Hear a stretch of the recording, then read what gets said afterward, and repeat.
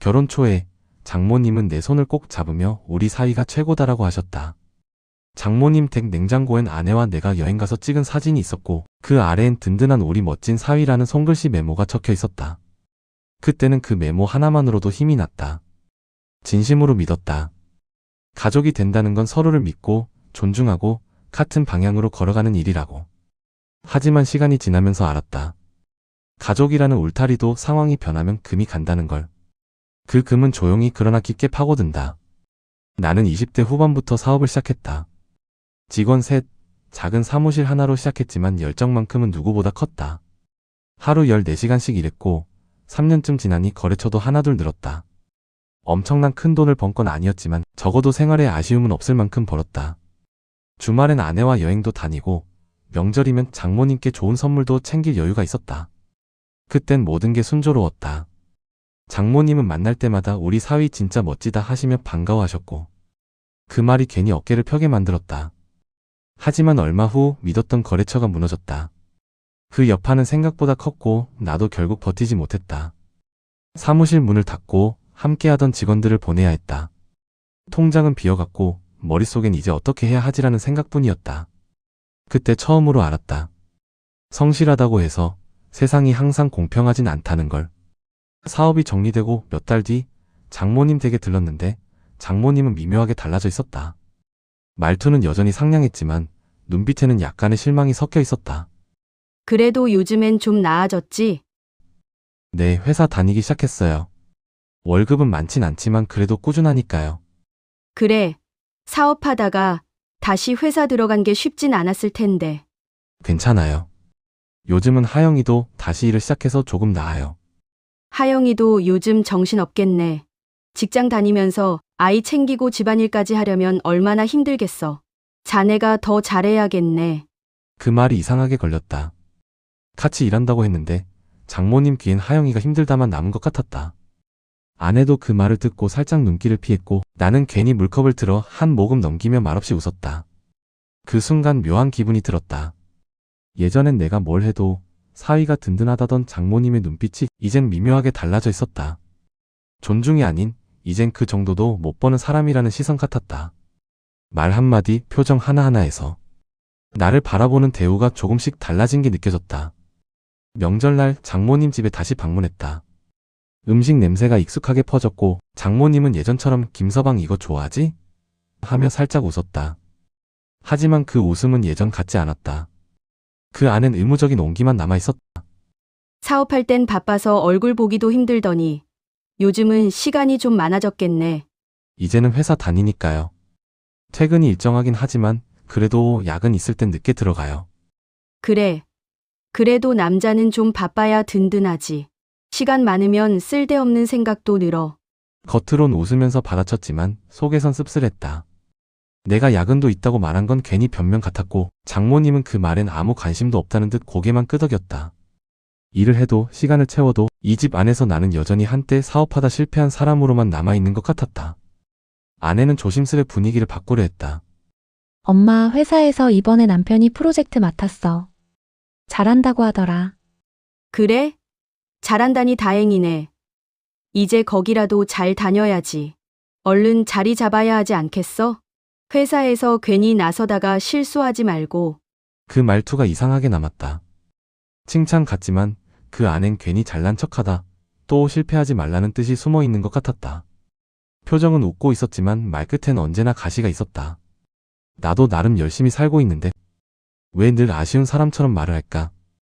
돈을 예전보다 덜 번다는 이유만으로 이렇게 다른 취급을 받는 걸까? 그동안 장모님이 나를 가족이 아니라 성공한 사위로만 봐왔던 건 아닌지 문득 그런 생각이 들었다. 식탁 위 된장찌개는 평소처럼 구수했지만 그날따라 밥이 꼭 모래처럼 목에 걸렸다. 식사 중 장모님이 아무렇지 않게 말했다. 솔직히 말해서 우리 하영이가 예전에 얼굴이 더 좋았어. 김서방 사업 잘 될 땐 얼굴이 밝고 여유가 있었잖아.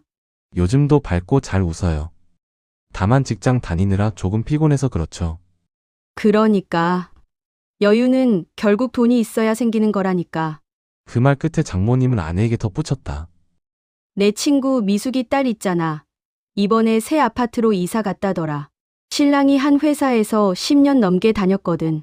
이번에 승진도 하고 연봉도 많이 올랐나 봐. 역시 오래 한 직장에서 버티면 그게 다 경력이지. 대단하더라. 요즘처럼 직장 옮기거나 새로 시작하면 아무래도 자리 잡기가 쉽진 않잖아. 그 말이 떨어지는 순간 식탁 위 공기가 갑자기 무거워졌다. 아내의 표정이 굳어지며 장모님께 조용히 말했다. 엄마 그만 좀 해. 김서방 지금도 충분히 열심히 하고 있다고. 아니, 내가 틀린 말 했니? 그냥 그렇다는 거잖아. 나도 부모니까 걱정돼서 하는 말이야. 나는 아무 말도 하지 않았다. 식탁 위에 떠오르는 찌개의 김만 내 마음처럼 허공에 흩어졌다. 그 김이 사라질 때마다 내 자존심도 조금씩 식어가는 기분이었다. 돌아오는 길 차 안에서 아내가 조심스레 말했다. 엄마가 그런 말 한 건 그냥 걱정돼서 그래. 표현이 좀 서툴잖아. 걱정이라면 위로를 해야지 꼭 그런 식으로 말씀하실 필요는 없잖아. 그냥 엄마가 원래 좀 직설적이야. 나도 가끔 불편할 때 있어. 그래 당신 말처럼 그냥 표현을 모르시는 걸 수도 있겠지. 그렇게 말했지만 마음속은 쉽게 정리가 안 됐다. 모른다는 게 상처를 줘도 괜찮다는 뜻은 아니니까. 대화는 거기서 끊겼다. 창밖 불빛이 스쳐 지나가고 내 손끝이 하얗게 굳어 있었다. 내가 뭘 더 어떻게 해야 할까? 돈을 벌면 인정받을까? 아니면 그냥 무시받는 사위로 남을까? 이게 가족이면 타인은 얼마나 더 차가울까? 그날 이후 대리운전 앱을 깔고 밤마다 운전대를 잡았다. 낮엔 회사원, 밤엔 대리기사. 하루에 2개의 직업으로 살았다. 피곤해도 이상하게 마음은 조금 편했다. 적어도 가만히 있는 사람으로는 보이고 싶지 않았으니까. 하지만 장모님 눈엔 그런 노력도 보이지 않는 것 같았다. 다음날 출근 준비를 하며 커피를 내렸다.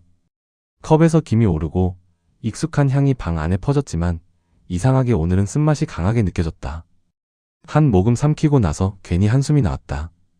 이제 그냥 평범한 직장인일 뿐인데 왜 자꾸 예전이랑 비교당해야 하지?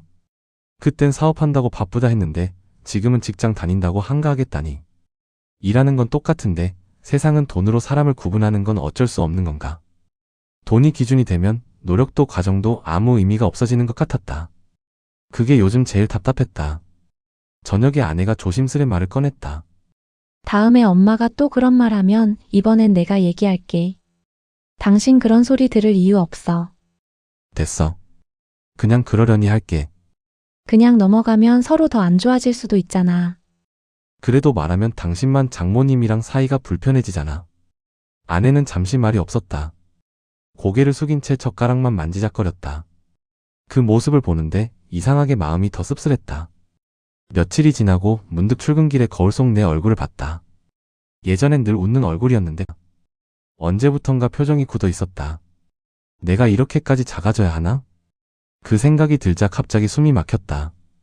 나는 그냥 최선을 다하고 있을 뿐인데 세상은 여전히 얼마 버느냐로 사람을 평가했다.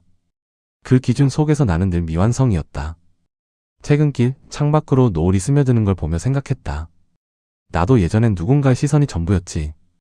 잘 보이려고, 인정받으려고 그 말 한마디에 하루 기분이 바뀌곤 했다. 하지만 지금은 알 것 같았다. 누군가의 기준에 갇혀 살면 결국 내 삶이 작아진다는 걸. 문득 마음이 잠잠해졌다. 그래, 이제 인정받으려 애쓰지 말자. 인정해주지 않는다고 해서 웅크리고 작아질 필요는 없으니까. 나는 여전히 나대로 살아가고 있으니까. 그 사람들한테가 아니라 나 자신에게. 집에 돌아오자 아내가 조용히 물었다. 오늘 무슨 일 있었어? 얼굴이 좀 편해 보여. 그냥 이제 좀 내려놓으려고. 뭘 내려놔? 인정받으려는 마음. 누가 뭐라 하든 나 나름대로 열심히 살고 있는데 괜히 다른 사람들의 말 때문에 흔들릴 필요는 없잖아. 아내는 잠시 나를 바라보다가 작게 웃으며 말했다. 그래, 당신은 이미 충분히 잘하고 있어. 그날 저녁 오랜만에 밥이 따뜻하게 느껴졌다. 누군가가 내 마음을 이해해주는 그 온기 때문이었다. 결혼하고 나서야 알았다. 가족이라는 이름 안에서도 존중은 조건부일 수 있다는 걸. 돈이 있을 땐 자랑이 되고 없을 땐 걱정이라는 이름으로 바뀐다. 하지만 이제는 안다. 사람의 가치는 통장 잔고로 정해지지 않는다는 걸. 혹시 여러분도 비슷한 경험 있으신가요? 가까운 사람에게 존중받지 못했던 순간들. 그때 여러분은 어떻게 하셨나요? 댓글로 이야기 남겨주세요. 오늘의 이야기가 마음에 닿았다면 구독과 좋아요로 함께 해주세요. 다음 이야기에서 또 만나요.